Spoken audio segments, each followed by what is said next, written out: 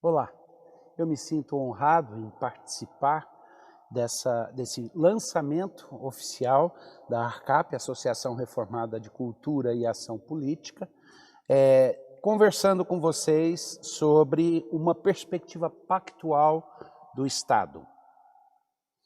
Nós estamos acostumados a pensar na relação com o Estado dentro de uma estrutura e de um esquema que nos é oferecido e que nós não percebemos que é extremamente ubíquo. E hoje eu quero demonstrar que existe uma conceituação bíblica específica, que a ideia de pacto, que faz parte central da teologia reformada, ela também é um dos elementos essenciais da concepção que nós deveríamos ter a respeito do Estado. A gente até usa o termo, às vezes, pacto federativo, e eu vou me referir a isso, mas a ideia de que nós temos uma visão particularmente reformada sobre a relação do cristão e da própria igreja com o Estado e do Estado com a sociedade.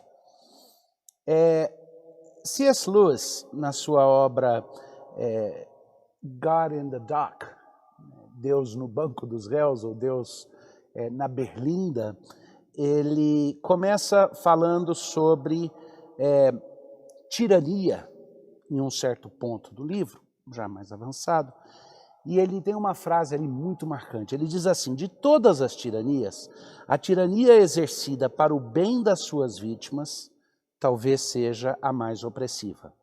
Seria preferível viver sob barões do crime a viver sob intrometidos moralistas onipotentes.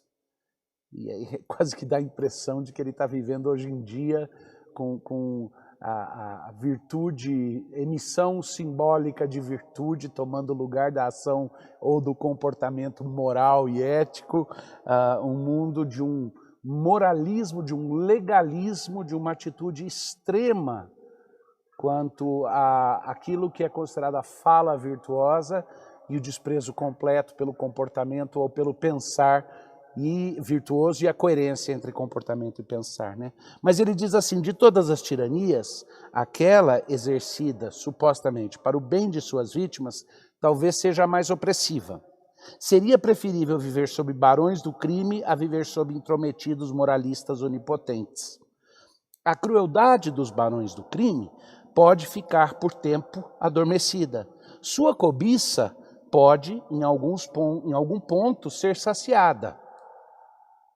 Mas aqueles que nos atormentam para o nosso próprio bem, vão nos atormentar sempre, pois o fazem com a aprovação de suas próprias consciências. Como é que alguém pode fazer o mal, atormentar alguém com a aprovação de suas próprias consciências? Bom, quem nos ajuda a pensar a respeito disso é Michael Polanyi. Michael Polanyi usou uma expressão que, apesar dela ser uma expressão que ele usa entre os anos 60 e 70, dá quase que a impressão que foi esse ano, até depois do Covid, que ele apareceu e desenvolveu essa expressão. Ele diz assim: existe algo chamado inversão moral. Para entender a inversão moral, reflete um pouquinho a respeito da civilização ocidental e deixa te guiar de uma forma específica. Vamos considerar o seguinte, é o Michael Polanyi que faz essa sugestão, que assim, o que nós conhecemos como civilização ocidental tenha surgido basicamente tendo como combustível, como oxigênio, como comburente, o pensamento grego, que era um pensamento crítico, que era um pensamento que, se levado até as últimas consequências, ele era um pensamento cético. O pensamento grego que dizia que eu só estou, que eu devo deixar de lado toda crença que tenha natureza religiosa. Pensa, a filosofia grega surge na tentativa de fugir daquele leito mito poético da civilização grega. Então ela diz, pelo uso da razão e não mais por outras formas que incluam subjetividade ou misticismo, que nós queremos ter o verdadeiro conhecimento. E isso daí a gente sabe termina, se você for um racionalista extremo, você termina num ceticismo. Pensa que você tem um ambiente, você tem ali um ar que está sendo respirado, que é esse ar do ceticismo grego. E dentro da tradição judaica, e com o cristianismo, ela deixa de ser algo localizado para um povo e passa a ter intenção universal, com a expansão do evangelho no primeiro século da era cristã, você adiciona àquele oxigênio agora um outro comburente, você adiciona o pensamento, o messianismo cristão, a expectativa da justiça do reino, as paixões messiânicas. Então, Michael Polanyi sugere que entre as paixões messiânicas da tradição judaico-cristã e o pensamento grego, aquilo que acaba surgindo, eventualmente vai ser chamado de cristandade, toda a civilização ocidental, ela contém dentro de si esses dois elementos. Aí ele faz uma análise histórica para chegar no ponto, mas basicamente ele diz que há um momento no qual nós passamos a testemunhar a inversão moral. Ele vai colocar com o marxismo em particular o estabelecimento final dessa inversão moral. O que é a inversão moral? A pessoa moralmente invertida, diz Michael Polanyi, ela não fez apenas uma substituição filosófica de afirmativas morais por propósitos materiais. Não é uma mera substituição, ela não abriu mão dos anseios de propostas, de afirmativas e alvos morais, e simplesmente a substituiu por uma visão materialista. Ela permanece materialista em certos aspectos da sua visão, mas na verdade o que ela faz é, diz Michael Polanyi aqui, ao agir com a completa força das suas paixões morais, que perderam o elo de ligação com o seu ambiente adequado, a tradição judaico-cristã, perderam o referencial transcendente, mas as paixões morais, as paixões messiânicas, o anseio pelo reino continuam lá como paixões. Então a pessoa que está moralmente invertida, ela continua agindo com a completa força e o poder de suas paixões morais, desterradas, mas as paixões morais continuam ali em ação. E a diferença é que os alvos, a estrutura de propósitos e a estrutura de plausibilidade que ela adota é completamente materialista. Então você tem um materialista com propósitos materialistas e paixões morais. Por isso que eu falei que o marxismo, de certa forma, é a melhor forma de interpretar isso. Você tem fome e sede de justiça, luta pelo reino, luta pela coletividade, a ideia de que há algo de heróico na participação do estabelecimento de um reino de Deus na terra sem Deus, nessa luta pela justiça, o culto do herói, mas tudo isso dentro de um sistema materialista que, em última instância, deveria reconhecer o seu niilismo e reconhecer que não existe valor moral. Como é que você mantém paixões morais e mantém, ao mesmo tempo, uma crença que, em última instância, é o ácido que derrotaria qualquer ideia de referenciamento transcendente e, portanto, de paixões morais. Então, nesse sentido, o Polanyi continua dizendo, é uma forma distinta de inversão moral que carrega com ela um forte senso de justiça e superioridade moral, evidente na luta passional, na indignação moral contra os males prevalentes, contra a injustiça social, contra a discriminação racial, contra a superpopulação, contra a destruição do meio ambiente, em todas essas coisas, uma paixão de natureza quase religiosa, quase messiânica. E todas essas coisas são coisas boas. Fome e sede de justiça, a luta pelo bem, a alteridade, a paixão por aquilo que é justo, a gestão correta dos recursos, a proteção daquilo que Deus nos deu, guardar o jardim, todas essas coisas são coisas boas. Mas quando elas têm um referenciamento adequado, então elas são valores de cunho ou de fundo transcendente, elas se baseiam em coisas transcendentes. Mas quando você afirma que o mundo é estritamente imanente, que as coisas são simplesmente, você tem uma visão naturalista das coisas, como é que você mantém toda essa paixão moral? Então essa inversão moral carrega toda a paixão moral, mas a investe, a coloca a serviço de uma visão do mundo que é totalmente plana, uma visão do mundo que é completamente sans sobrenatural, sans transcendência, uma visão naturalista e materialista da realidade.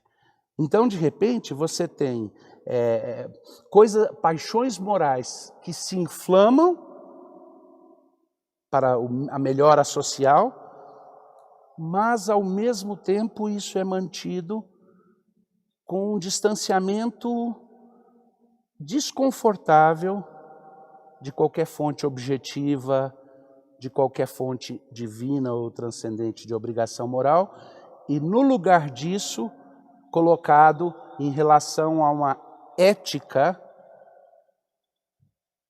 quase que religiosa, de um pensamento naturalista, uma ética de autodeterminação, na qual o homem assume responsabilidade final por si mesmo. Essa expressão, essa forma, geralmente vem acompanhada de denúncias iradas, de demandas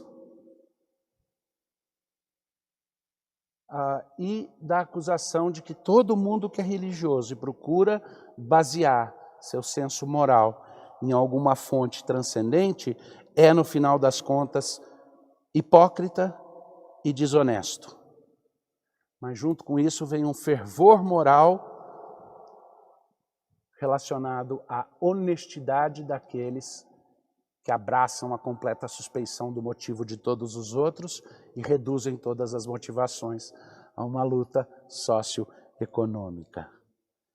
Então, nessa forma, você substitui paixões morais por uma moralidade que precisa trabalhar em constante, quase como irmã gêmea, uma moralidade quase religiosa que anda junto com um pensamento que é, em última instância, nihilista, quanto a significados finais ou verdades transcendentes.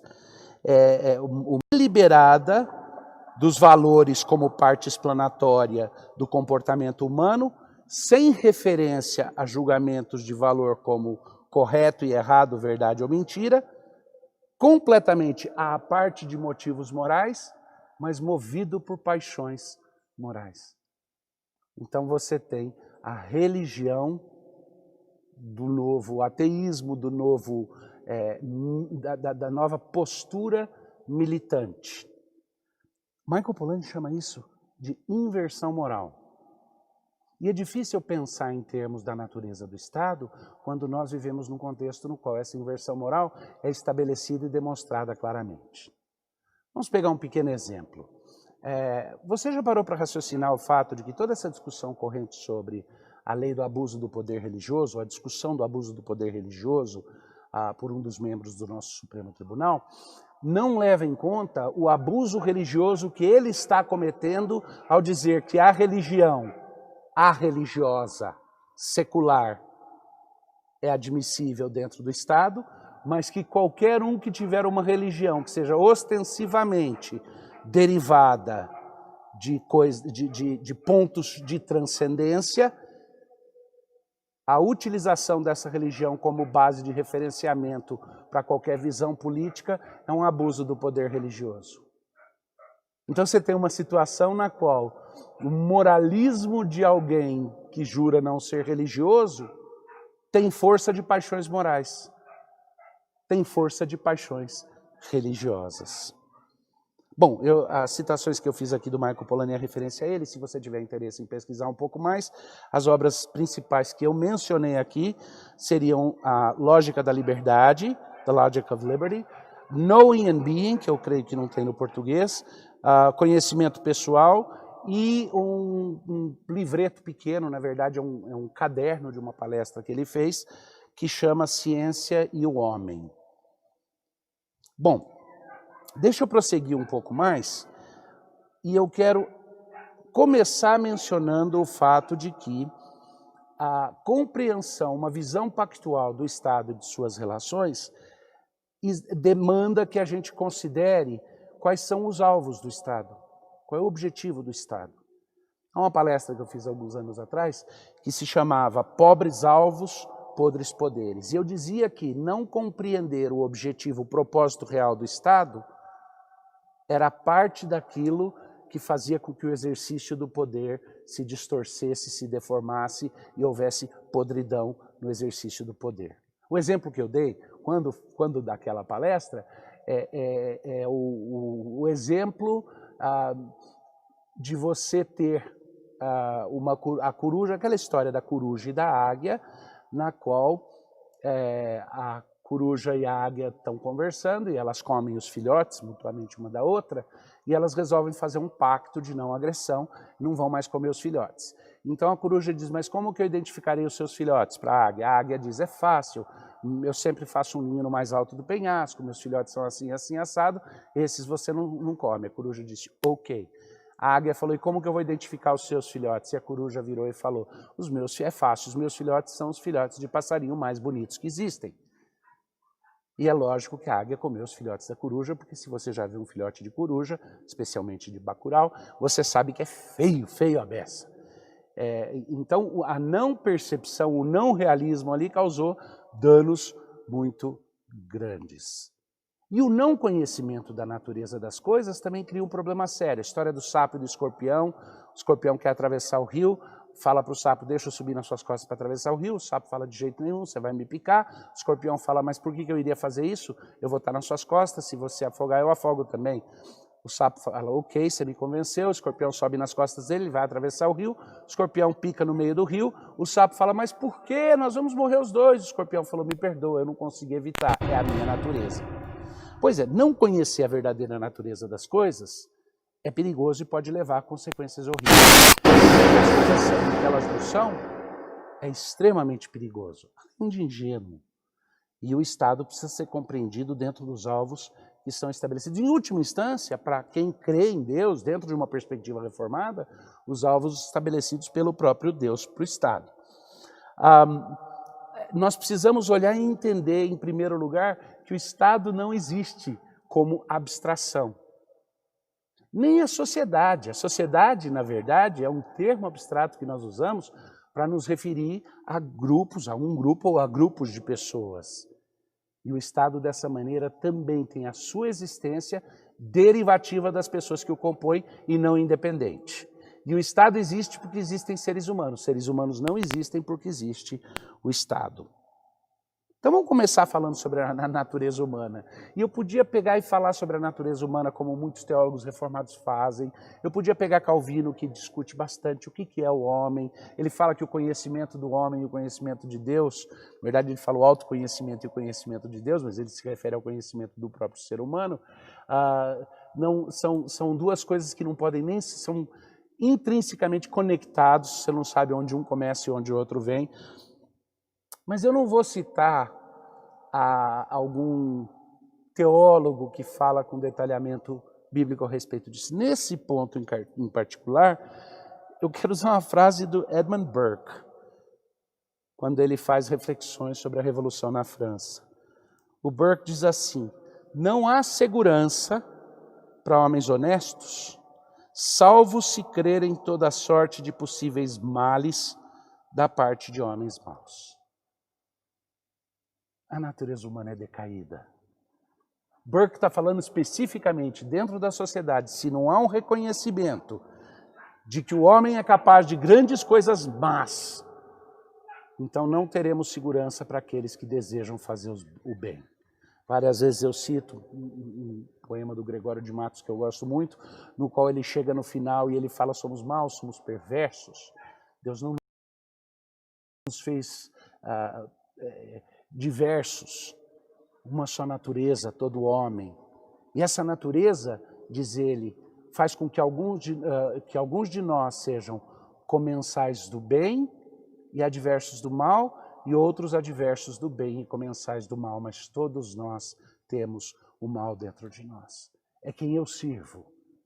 É aquele velho ditado que dizem que é uma velha fala tradicional de índios americanos, de nativos da América do Norte, no qual o velho chefe diz para os jovens guerreiros, cada um de vocês tem 2 cães dentro de vocês, e esses cães competem entre si por domínio.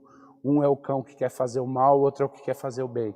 E quando um dos jovens pergunta para ele, e qual deles que vence no final? Ele responde, aquele que você alimentar mais. A Bíblia fala que o homem é caído, que o homem tem um desvio para o mal, que ele tem a capacidade de fazer o bem, ele foi criado para fazer o bem, mas ele enfrenta um estado de anormalidade. E nesse sentido, a Bíblia estabelece a função do Estado sempre relacionado a restringir o mal. A restrição do mal é parte da graça comum de Deus, é uma das ferramentas que Deus nos deu, um dos, digamos assim, meio de graça comum, diferente dos meios de graça que tem propósito. O fato de que Deus estabelece autoridades, de que Ele cria o conceito, Ele permite ao homem que crie o conceito de um Estado. Então vamos olhar o que a Bíblia fala sobre isso. Algumas passagens bem interessantes. 1 Pedro 2, do 13 ao 17, eu não vou ler tudo com detalhe, mas vou fazer as citações aqui. Ele fala, sujeitai-vos a toda instituição humana por causa do Senhor, quer seja rei como soberano, quer as autoridades, como enviadas por ele, tanto para castigo dos malfeitores, como para louvor dos que praticam o bem. Está vendo? A natureza do Estado é ligada à natureza humana.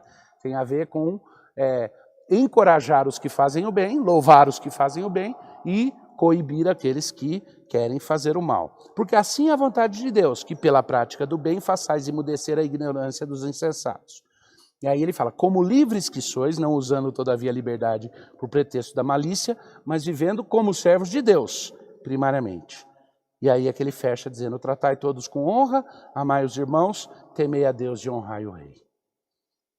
Bom, outra passagem que é bem crucial para isso também, é o que nós encontramos em Romanos 13, nos versos 1 a 5, onde ele diz, todo homem esteja sujeito às autoridades superiores, mas aqui é bem importante, porque não há autoridade que não proceda de Deus. Ninguém tem validade como autoridade quando não procede de Deus. E as autoridades que existem foram por ele instituídos, de modo que aquele que se opõe à autoridade resiste à ordenação de Deus. E os que resistem trarão sobre si mesmo condenação. Porque os magistrados não são para temor quando se faz o bem, e sim quando se faz o mal. De novo, eles estão lá para coibir o mal, o exercício da justiça, a espada é a espada da justiça, e para encorajar, louvar, reconhecer aqueles que fazem o bem. Queres tu não temer a autoridade? Faze o bem e terás louvor dela, visto que a autoridade é ministro de Deus para o teu bem. É lógico que ao descrever essa situação, também existem limites intrínsecos que estão sendo colocados em termos da validade de uma autoridade. Tá? Existe o usurpador, existe aquele que não tem de fato a autoridade devida, usurpando essa autoridade, ele faz o contrário, ele recompensa o mal e ele pune o bem. E aí ele perde sua legitimidade. Mas isso é uma discussão, talvez para mais tarde ou para outro dia. Mas ele conclui dizendo assim, é necessário que lhe estejais sujeitos, não somente por causa do temor da punição, mas também por dever de consciência. Por esse motivo também pagais tributos, porque são ministros de Deus, atendendo constantemente a esse serviço. Pagai a todos o que lhes é devido, a quem tributo, tributo, a quem imposto, imposto, a quem respeito, respeito. A quem honra, honra. Acontece que a confusão que surge quanto à própria natureza do Estado e o papel e a relação que ele tem com o resto da sociedade, eu creio, tem na sua raiz a confusão entre Estado e sociedade. Porque o Estado não é a soma de todos os aspectos da sociedade. A sociedade é a soma de todos os aspectos dos quais o Estado é um. Mas ela é a categoria maior. Mas a confusão, muitas vezes, entre Estado e sociedade, como sendo exatamente a mesma coisa, faz com que haja uma supervalorização do Estado, que é uma esfera, e um desprezo da responsabilidade compartilhada que existe de outras esferas que compartilham com o Estado as responsabilidades dentro da sociedade e compõem a sociedade. Thomas Sowell diz assim, presta atenção, alguns dos maiores casos de crise de identidade acontecem entre os intelectuais que têm dificuldade em lembrar que eles não são Deus. É aquela inversão moral que acontece. Porque se o homem é Deus, e se o Estado representa a parte maior que tem a procuração de toda a sociedade, para definir o que ela é sociedade, então é claro, o Estado é Deus. E aqueles que ajudam a compor o Estado são os seus emissários. Mas note que as passagens que falam das autoridades, as colocam debaixo de Deus. Deus dá a elas autoridade. Deus as constitui para certos propósitos que são dele. Então o Estado nunca é colocado na função de árbitro final. O Estado, na verdade, ele opera num universo que, de certa forma, é um universo político, o Estado como nós conhecemos hoje, mas o Estado no completo, mesmo dentro de uma monarquia absolutista, ele opera num universo político, de polis, onde pessoas se relacionam ou relacionam-se entre si como cidadãs, como parte de uma unidade política, de um corpo político. E dessa forma, o Estado precisa, biblicamente, ser pautado por aquilo que é benéfico e aquilo que é prático e oportuno, sempre. Mas esse universo no qual ele opera, ele nunca é autônomo, ele não existe no vácuo. Ele não possui dentro de si mesmo uma base para o estabelecimento de verdades norteadoras transcendentes, e ele não resume em si mesmo todos os diferentes aspectos do que significa ser humano vivendo em sociedade, vivendo em coletividade. E essa confusão, essa absolutização do Estado, ela sempre vai nos impedir de entendê-lo para aquilo que ele realmente existe. E, portanto, de entender tanto os limites quanto os direitos que ele tem. Talvez o melhor jeito de pensar nisso, para fins mais práticos, é pular para o conceito de Estado moderno. Não vou gastar tempo discutindo como que esse conceito veio a se desenvolver. Vou fazer um corte como eu entendo hoje o Estado moderno. Hoje, o que nós vemos basicamente dentro das sociedades que são chamadas democráticas, ditas democráticas, são alguns modelos específicos. Você tem o conceito de democracia popular, que é um conceito que sempre funciona melhor na teoria do que na prática. A ideia de uma democracia direta ou de uma democracia popular, a ideia de uma sociedade onde a vontade da maioria é aquela que é seguida no governo e no exercício do poder. Então, todas as coisas são definidas por voto democrático, ou por voto da maioria, ou pela autoridade que a maioria cede ao eleger seus representantes. Então, essas pessoas têm uma autoridade final. Vou chamar isso de democracia popular. Você tem a ditadura do novo moralismo, tá? Que vai desde a ditadura da mágica marxista, que é aquela paixão moral cristã junto com o ceticismo grego, e o que eu chamei de mágica marxista, é o Polanyi também que fala, ele diz que você tem aquela questão de paixões morais de natureza religiosa, mas cortadas do seu ambiente natural de referência a Deus, seu ambiente teorreferente, e você tem um pseudocienticismo cético, um objetivismo, pseudo-objetivismo cienticista cético, você tem as duas coisas. Claro que as duas coisas são incompatíveis quando você mostra as duas. Então o Michael Polanyi diz que a pessoa que é moralmente inversa, ou quem reflete, quem pensa dentro da estrutura da inversão moral, faz um jogo de mostrar um e esconder o outro. Então ele chama de mágica do marxismo aquilo, quando o marxista começa a falar com alguém que diz: não, eu sou uma pessoa racional, eu sou uma pessoa extremamente filosófica, matemática, intelectual. Para mim, eu não tenho essa moralidade burguesa eu rejeito toda, para mim são as coisas que forem comprovadas, e aí você vira para essa pessoa, então, e o que nós estamos propondo é algo inexorável, é o caminho de toda a história, e é a evolução do ser humano. Então você mostra todo o seu lado cienticista e você esconde as paixões religiosas. Aí a pessoa vira e fala, mas ao mesmo tempo eu quero sentir paixão pelos carentes, pelos necessitados, eu quero lutar por aquilo que é justo, eu quero libertar os cativos, eu quero ser alguém que emancipa as pessoas. Então ela pega e esconde aqui o cienticismo, que em última instância deveria ser nihilista, e apresenta suas paixões morais, sua religiosidade ateia, ou a sua religiosidade agnóstica. Tá?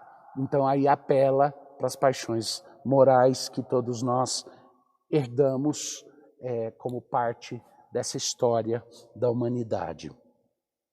Eu quero propor que tem um terceiro modelo, uma terceira concepção a respeito do Estado, e é sim um modelo político, de certa forma, e eu creio que é o mais compatível com o pensamento bíblico.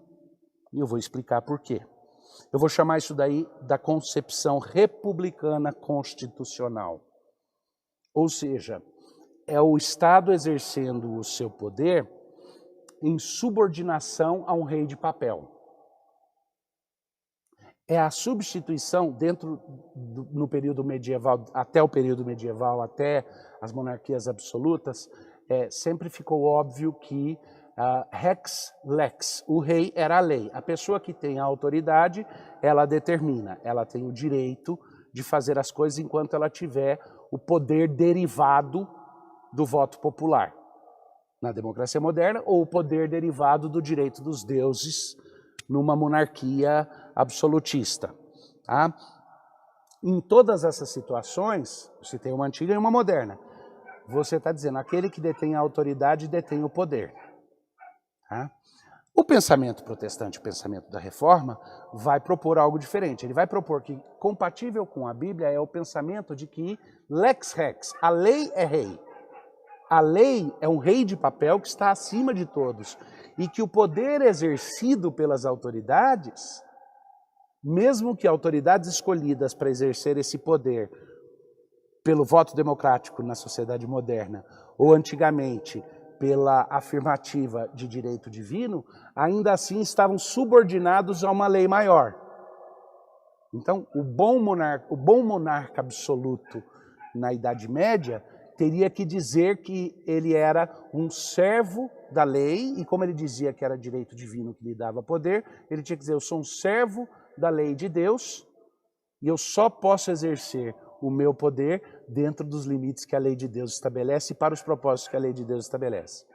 Essa visão, que começa com a ideia da lei acima do rei ou da autoridade, que eu fiz a referência dizendo, numa situação moderna, mesmo uma autoridade eleita democraticamente, exerce o seu poder ou porque acredita que o referendo dos votos que recebeu lhe dá autoridade para exercê-lo, ou porque entende que está abaixo de uma lei maior. Tá? É lógico que aí você entra numa discussão sobre constitucionalismo e vem na cabeça da gente, estou falando em português, no Brasil vem na cabeça da gente, como é que eu faço essa relação com o Brasil? Onde eu tenho constituições que já foram mudadas diversas vezes, trocadas. Aí entra o fato de que a própria identidade nacional brasileira não está conectada à sua Constituição. A Constituição é um epifenômeno da concepção nacional. Enquanto que, por exemplo, se pegar os Estados Unidos da América do Norte, o dia que a Constituição for abandonada, pode até continuar existindo o lugar, a fronteira e o povo e a história, mas deixou de ser os Estados Unidos da América do Norte. Passa a ser outra coisa, quer use o nome ou não, passa a ser outra coisa. Por quê? Porque os pais fundadores dos Estados Unidos disseram, nós, para criar uma união mais perfeita, criamos aqui esse documento onde nós pactuamos na crença de que o Criador deu aos homens certos direitos inalienáveis e que cabe ao Estado garantir esses direitos. E são direitos, inclusive, em relação ao Estado, como a segunda emenda da Constituição americana, que garante a posse de armas por parte dos cidadãos, justifica isso dizendo que é para que não não haja a possibilidade do Estado se tornar tirano, porque eles estavam saindo de uma tirania em relação à Inglaterra. Então vamos lá, voltando. Você tem uma democracia popular ou populista, você tem uma ditadura do novo moralismo, que seria a ditadura escatológica secularista, dentro dos sistemas, das diferentes propostas do marxismo, e mesmo antes disso você tinha outras versões disso, e eu estou propondo que uma visão republicana constitucional ou constitucionalista seria aquela mais compatível com o lex rex. A lei é rei e toda autoridade exerce o seu poder debaixo da lei. Para explicar isso um pouco melhor e trazer isso e amarrar, eu quero que você reflita a respeito de 4 pontos. Primeiro deles, a fonte do poder do Estado. O Estado deriva do quê o seu poder? O poder que ele tem, ele deriva do quê? No Brasil, a nossa Constituição diz, todo o poder emana do povo. Eu creio que existe uma confusão inerente aí. Porque, biblicamente, a Bíblia diz que todo o poder foi dado de Deus. Que toda autoridade exerce o seu poder porque Deus deu aquela autoridade. Aliás, Jesus Cristo vai dizer isso de forma muito clara, quando ele ouve da autoridade romana, dizendo, eu tenho autoridade para te salvar ou para te condenar. E Jesus diz, nenhuma autoridade te foi dada que não tivesse sido dada por mim. Ele detém toda a autoridade. Mas qual é a fonte de poder do Estado? Dentro de uma visão de democracia popular ou populista, a fonte do poder do Estado é a legitimação mediante o voto popular. Então o poder emana do povo. Dentro de uma ditadura do novo moralismo, dessas visões de esquerda, que eu estou chamando de ditadura do novo moralismo, da inversão moral, dentro dessa visão, o poder do Estado e o poder do partido geralmente são iguais na prática, mas o poder do Estado está derivado da sua pureza de objetivos e propósitos morais, porque o Estado é o único que, ao invés de se preocupar com os interesses comezinhos individualistas, tem a grande visão e ele consegue olhar para as pessoas e entendê-las como parte de uma engrenagem que precisa ser conduzida e evoluída para um desiderato, para um ponto escatológico futuro. Então você ama, como disse uma paródia de uma música popular há uns 4, 5 anos atrás, você ama o amanhã tanto que é como se não houvesse pessoas. Na inversão da música do Renato Russo, que dizia preciso amar as pessoas como se não houvesse amanhã, a paródia dizia preciso amar o amanhã como se não houvesse pessoas. Então o poder emana de uma superioridade moral, mas essa superioridade moral descansa em cima de uma base nihilista, materialista. Não tem referenciamento transcendente. Enquanto que uma visão que eu estou chamando de republicana constitucional, ela acredita que o poder, a fonte de poder do Estado, é Deus e a sua lei. Como Deus não aparece para o Estado e não fala com cada Estado em particular ou com cada governante, Deus manifestou a sua vontade mediante a sua lei. Então a lei, qual seja a lei gravada no coração, até a própria lei natural, muitos juristas gostariam de puxar para esse ponto, mas a crença de que existem aspectos criacionais que derivam a sua existência, a sua razão de ser, do próprio Criador, assim como direitos individuais derivados do próprio Criador. E esses, então, são a fonte de legitimação para o poder do Estado. O que leva para o segundo ponto. Qual é a fonte da justiça? A fonte da justiça, dentro de uma visão reformada, é o pacto que Deus faz com o seu povo quando revela a lei, é o pacto que Deus faz como Criador com a sua criação, quando estabelece a sua regência sobre todas as coisas, não só a regência daquele que está criando para si um povo, os redimidos e os eleitos, mas uma regência que se estende até os réprobos enquanto vivem nessa terra e na eternidade também. Então, nesse sentido, a fonte da justiça para uma democracia popular é o consenso. Para uma ditadura de novo ela é o futuro.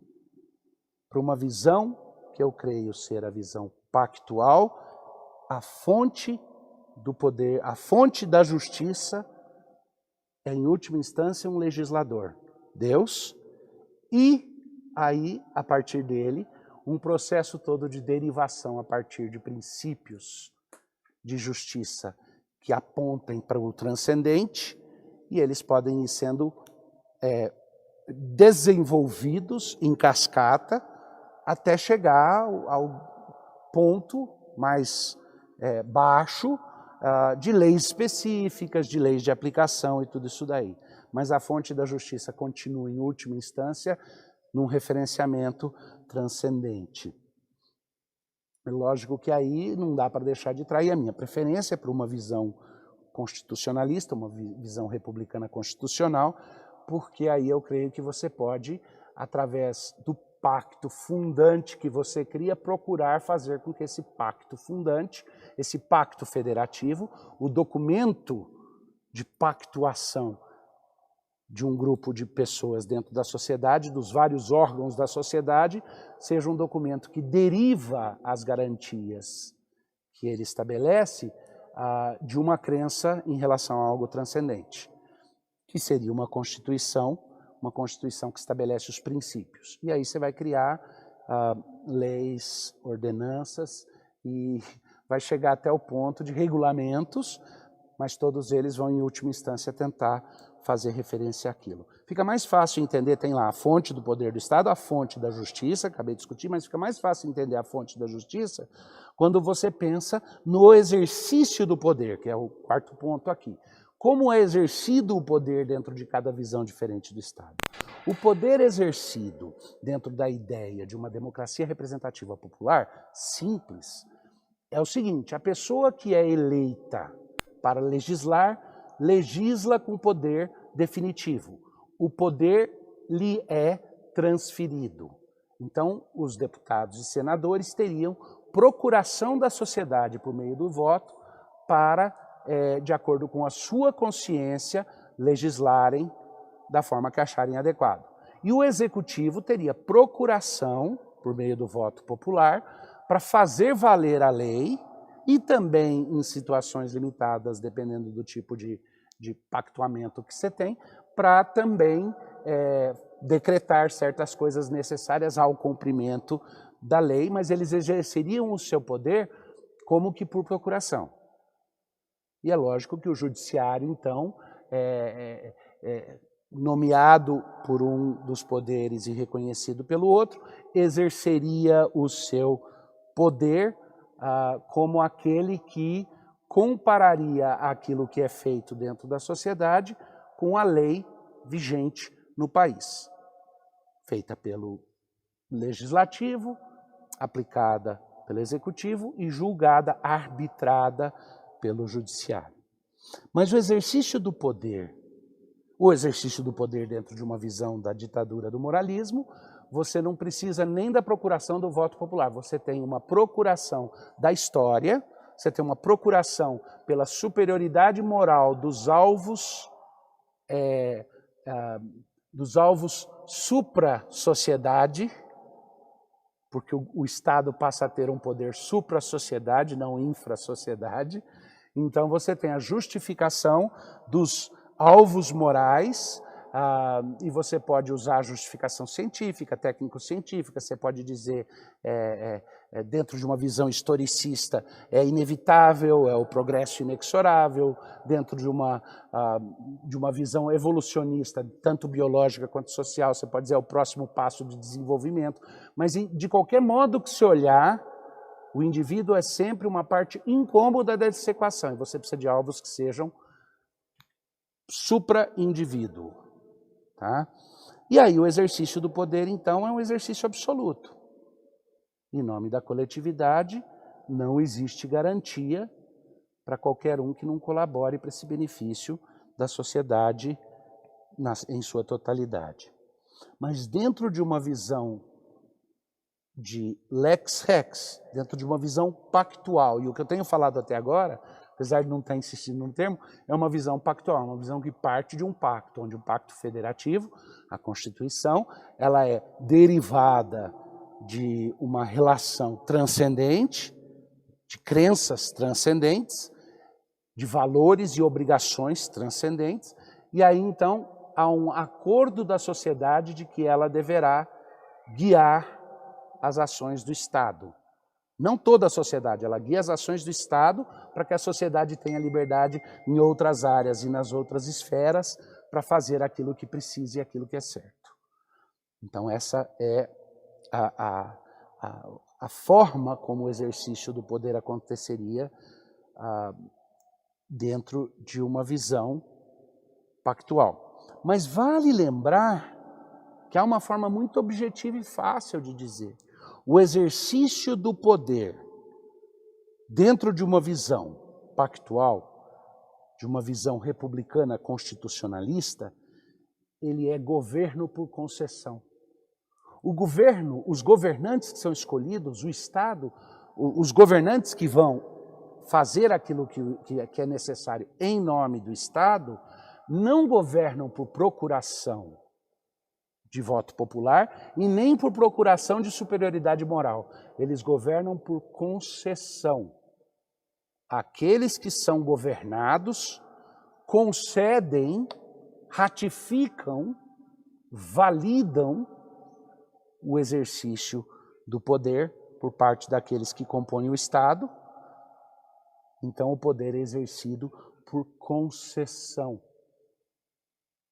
onde a população reconhece e, portanto, cede ao Estado a utilização do poder porque reconhece na validade daquele Estado que são ministros de Deus estabelecidos para o exercício da justiça.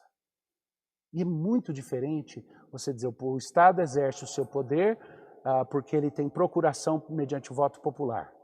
Ou dizer, o Estado exerce o seu poder porque as pessoas que o compõem representam uma superioridade moral de uma nova sociedade a ser formada, de uma nova sociedade vindoura. Ou dizer, aqueles que exercem o poder, exercem esse poder por concessão dos governados. Tá? O quarto ponto aqui, que acho que completa isso, é que existe uma limitação intrínseca do poder do Estado dentro dessa visão pactual. Nas outras duas, a limitação que existe, a única limitação do poder exercido pelas autoridades, porque se acham detentoras de uma procuração popular, elas fazem o que elas conseguirem se safar, até que, de alguma forma, essa procuração seja cassada. Mas enquanto não for cassada, os limites são aquilo que os que deram a procuração deixarem fazer. Muda de Constituição, muda de documento, nada precisa ser permanente. Dentro de uma visão da ditadura, da inversão moral, a ditadura do futuro, né, a ditadura do novo moralismo, dentro dessa visão, o poder não tem limites. O único limite do poder é aquilo que não vai ser bom, não vai ser prático e oportuno para o futuro do Estado. Porque o Estado é a sociedade. Mas dentro de uma visão pactual, então, existe uma limitação inerente do poder do Estado. Voltando para o Thomas Sowell, o Thomas Sowell descreve que existem duas visões, ele diz, há duas visões em conflito a respeito da natureza do Estado. Uma que acredita que a função do Estado é a visão restrita. É a visão de que o Estado tem um papel restrito e que esse papel tem a ver predominantemente com a limitação do potencial mal e com o incentivo ao potencial para o bem que o ser humano tem. Ele diz assim, isso é uma citação direta dele quando ele discute essas duas visões em conflito. Talvez tenha sido Edmund Burke que melhor resumiu do ponto de vista político a visão restrita, quando falou em uma enfermidade radical em todos os construtos humanos. Uma enfermidade inerente na natureza básica das coisas. O problema é o ser humano e o Estado precisa restringir o mal e abençoar o bem. Mas aí o Sowell fala que, na visão moderna do Estado, a que tende a ser dominante hoje é a visão irrestritiva, de que a função do Estado... Bom, deixa eu ler o próprio aqui, ele diz assim: quando Rousseau disse que o homem é nascido livre, mas se encontra em todo lugar acorrentado, ele expressava a essência da visão irrestrita, na qual o problema fundamental não é a natureza humana e sim as instituições. Na política, na prática, a coisa seria mais ou menos assim, e o Rousseau, quando discute isso, chama de o grande non sequitur de todos os tempos. Parece que é o seguinte: as coisas não estão direitas. 2, cabe ao governo consertá-las. Direito quase sempre se refere a algum tipo de conceito de justiça cósmica, de equilibrar as balanças, de garantir igualdade não só de oportunidades, mas de outcomes, de resultados, e justiça cósmica, e é claro que a ideia de consertar quase sempre significa escrever um cheque em branco, seu Thomas Sowell, tá? Um cheque em branco para a expansão do poder do Estado. Essa visão irrestritiva acredita que o problema é estrutural, o problema é que precisa ser corrigido, mexendo, ou na verdade inflando o Estado, para que o homem então possa realmente deixar aflorar sua bondade intrínseca. Mas eu não posso fechar aqui sem fazer algumas referências. Eu quero pensar um pouquinho em termos daquilo que está registrado em Atos 4, versos 18 a 20, porque de certa forma eu creio que aqui nós vamos ver essa questão, na prática, o que significa essa relação com o Estado, na qual cristãos têm submissão, essa visão pactual do Estado e os limites intrínsecos que ela impõe. Porque o que nós lemos lá é que finalmente, depois de um grande conflito onde tentavam calar os apóstolos, Pedro e João, eles foram chamados e aí foi-lhes ordenado que não falassem nem ensinassem o nome de Jesus.